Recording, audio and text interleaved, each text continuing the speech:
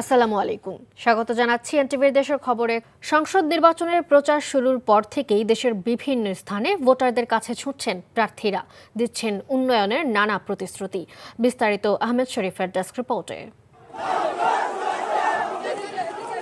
কক্সবাজারের চকরিয়ায়, সুরজপুর, মানিকপুরে গণসংযোগ করেছেন বিএনপির স্থায়ী কমিটির সদস্য সালাউদ্দিন আহমদ। এ সময় তিনি বলেন, বিএনপি একমাত্র বাংলাদেশের পক্ষের শক্তি। এদেশের গণতন্ত্র, উন্নয়ন সহ সবকিছুর জন্যই সংগ্রাম করেছে বিএনপি। এদেশের উন্নয়ন, গণতন্ত্র, প্রগতির সবকিছুর জন্য বিএনপি আজীবন সংগ্রাম করে গিয়েছে। আপনারা প্রত্যেকেই আগামী 12 তারিখে ধানের শীষের পক্ষে সমর্থন দিবেন ইনশাআল্লাহ। খুলনা 2 আসনের বিএনপির প্রার্থী নজরুল ইসলাম মঞ্জু নিউ মার্কেট কাঁচাবাজার এলাকায় এবং জামায়াতের প্রার্থী শেখ জাহাঙ্গীর হোসেন হেলাল প্রচার চালান নগরের 30 নম্বর ওয়ার্ডে। আর ডুমুরিয়ায় গণসংযোগ করেন জামায়াতের সেক্রেটারি জেনারেল মিয়া গোলাম পরওয়ার। আমরা ধারণা করেছিলাম যে উনি বিদেশে লন্ডনে গেছেন, লেখাপড়া করেছেন, কিছুটা পলিটিক্যাল ম্যাচুরিটি হয়তো আছে, কিন্তু দেখি যে উনি তো এখন বড় মুফতি হয়ে গেছেন। বিলেত থেকে মুফতি ফতোয়া দিয়ে দিচ্ছেন যে কেডা মুশরিক আর কেডা কাফের, এটা তার কোনো অধিকার নেই। নাটোর 2 আসনের নলডাঙ্গায় বিএনপির প্রার্থী রুহুল কুদ্দুস তালুকদার দুলু এবং জামায়াতের প্রার্থী ইউনুস আলী গণসংযোগ করেন সিংড়ার জামতলী হাটে। লালমনিরহাট 3 আসনে শিবিরকুটিতে বিএনপির প্রার্থী আসাদুল হাবিব দুলু এবং লালমনিরহাট 2 আসনে প্রচার চালান বিএনপির প্রার্থী রোকনউদ্দিন বাবুল সহ অন্যরা। কুমিল্লার 4 আসনে গণসংযোগে অংশ নেন এনসিপির হাসনাত আব্দুল্লাহ সহ অন্য দলের প্রার্থীরা। পিরোজপুর 2 আসনে প্রচার চালান দেলোয়ার হোসেন সাইদির ছেলে জামায়াতের প্রার্থী শামীম সাইদি। কুষ্টিয়া 4 আসনে বিএনপির মনোনীত প্রার্থী সৈয়দ মেহেদী আহমেদ রুমি তার নিজ নির্বাচনী এলাকা কুমারখালী শহরে প্রচারণা শুরু করেন। এদিকে কুষ্টিয়ার হরিপুরে নির্বাচনের প্রচার চালিয়েছেন জামায়াতের প্রার্থী আমির হামজা। তিনি ভোটারদের কাছে দাঁড়িপাল্লায় ভোট চান।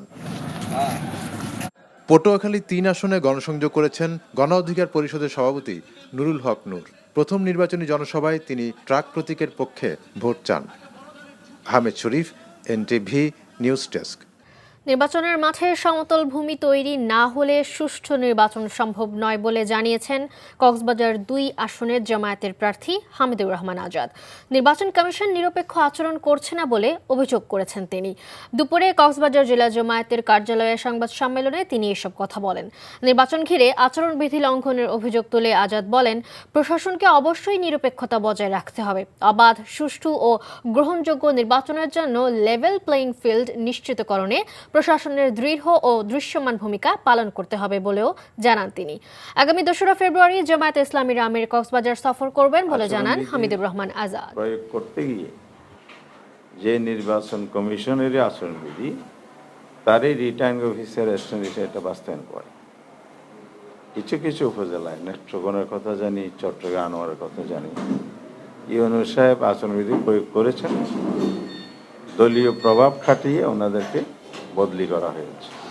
হ্যাঁ ভোট জয়যুক্ত হলে দেশে আর কোনোদিন স্বৈরাচার ফিরে আসবে না বলে মন্তব্য করেছেন প্রধান উপদেষ্টার প্রেস সচিব শফিকুল আলম। সকালে ঢাকার ধামরাই উপজেলার সেনোরা ইউনিয়নের বাটুলিয়া এলাকায় বুচাই পাগলার মাজার পরিদর্শনে এসে এসব কথা বলেন তিনি। মানুষ জানে যে ভোটে দিলে ভোটে যদি তারা সিল দেয় তো দেশে আর স্বৈরাচার ফিরবে না, দেশে অনাচার ফিরবে না, অত্যাচার ফিরবে না। দেশে যে আমার আপনার টাকা, আপনি যে ব্যাংকে যে টাকাটা রাখি কেউ সেইটা লুট করে নিয়ে যাবে না। আপনার আমার ছোট ভাই, বাবা মা, ভাই বোনদেরকে কেউ গুম করবে না।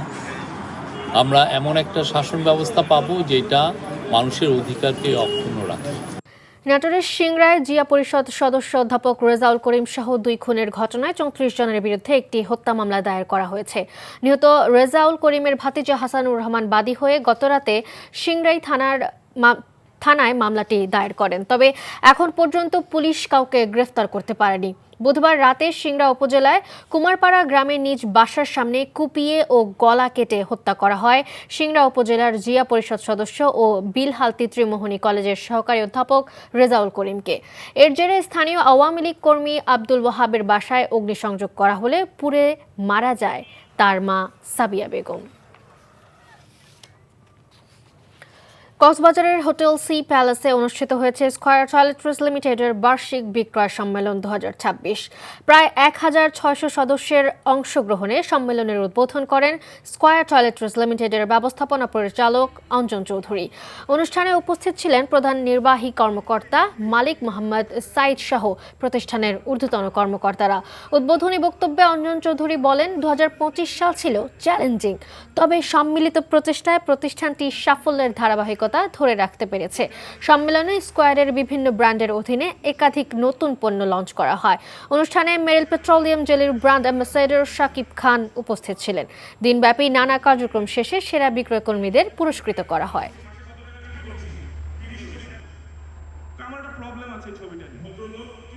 জামায়াত ও জাতীয় পার্টির অর্ধশতাধিক নেতাকর্মী বিএনপিতে যোগ দিয়েছেন। বৃহস্পতিবার রাতে বাগেরহাটের রামপালের ফয়লা বাজারে বিএনপির কার্যালয়ে বাগেরহাট 3 আসনের বিএনপির প্রার্থী লায়ন ডক্টর শেখ ফরিদুল ইসলামের উপস্থিতিতে বিএনপিতে যোগ দেন তারা।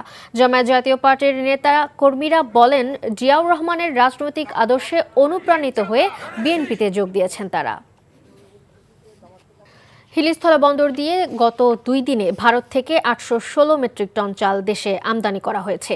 ফলে বন্দরের মোকামে কেজিতে অন্তত 3 থেকে 4 টাকা করে কমেছে বিভিন্ন জাতের চালের দাম।